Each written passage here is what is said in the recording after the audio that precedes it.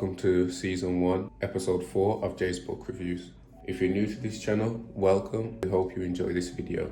Before we begin our book review, we start every episode off with a riddle just to get your brain fluids flowing, and the answer to the riddle will be revealed towards the end of every episode. Best of luck. Today's riddle is: rich people need me, poor people have me, but if you eat me, you will die. What am I? Rich people need me, poor people have me, but if you eat me, you will die. What am I? Best of luck.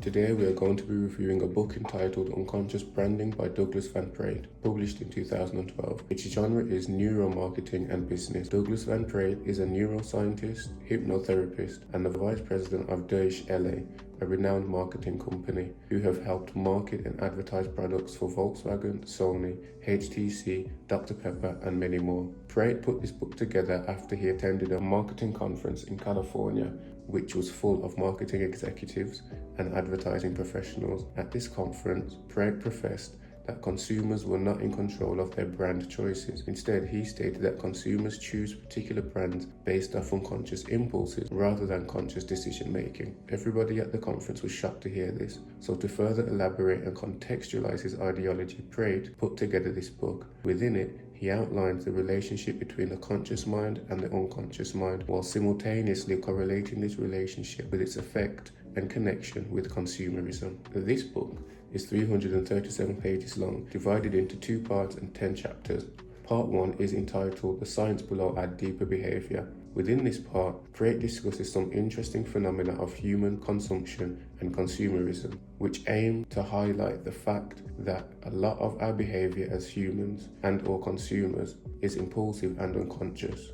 Furthermore, this part of the book goes into detail about the cognitive behavior of the human brain, the role played by neuroscience, and the evolutionary psychology approach to some of our choices and urges in life. This part is strikingly intriguing as it helps the reader to almost involuntarily take an introspective stance, subtly forcing the reader to observe their own behavior and their own urges driven by endorphin releases and other involuntary catalysts to behavior. Part 2 is entitled The 7 Steps of Behavior Change. The 7 steps to behavior change in this book are: interrupt the pattern, create comfort, lead the imagination, shift the feeling, satisfy the critical mind, change the associations, and take action. This section is mainly targeted towards business owners and marketers to help them better captivate and attract their audience to whatever product or service they are selling. Nevertheless, as a consumer, this part helps you to be aware of the tricks, tactics, and subtle ways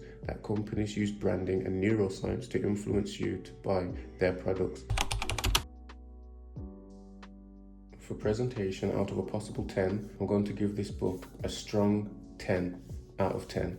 It has an interesting yet appropriate front cover where the human eyes are replaced by barcodes, which relate to the overall ethos of this book. The cover and blurb are simple and straight to the point, helping the reader to focus on what's important rather than distractions of fancy colors and images.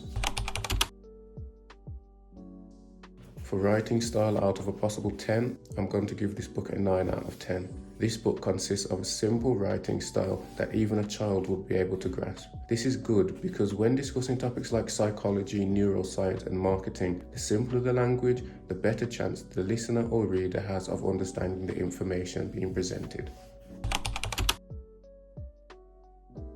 For gems and information out of a possible 10, I'm going to give this book a 10 because the information in this book is informative and insightful, especially the chapter entitled The Biology of Behavior. This part goes into great detail about the nature of the human triune brain, composed by our physical reptilian brain, our limbic system / emotional brain, and our neocortex / rational brain. This chapter details how each of our 3 brains work independently yet cohesively together to form our overall urges, decisions, and emotional tendencies.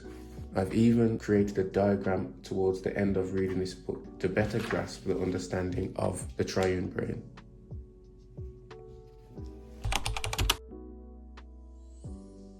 For credibility and references, out of a possible 10, I'm going to give this book a 10 out of 10. This book contains many credible references from studies and experiments carried out both old and present. There are a plethora of studies referenced in this book which help to verify and confirm a lot of Freud's theories and ideologies.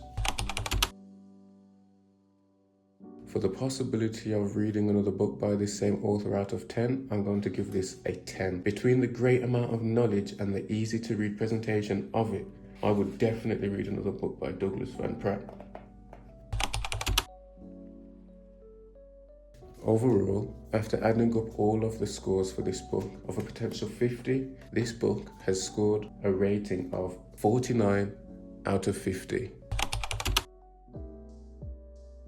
At the beginning of the episode, the riddle to solve was, rich people need me, poor people have me, but if you eat me, you will die. What am I? I wonder if you got this answer correct. Rich people need me, poor people have me, but if you eat me, you will die. The answer for this episode's riddle is nothing. I hope you got the answer right. That one was quite tricky. If you never got this answer correct, don't worry. In the next episode, there will be a riddle waiting for you to get correct. Thanks for watching. Hope you enjoy.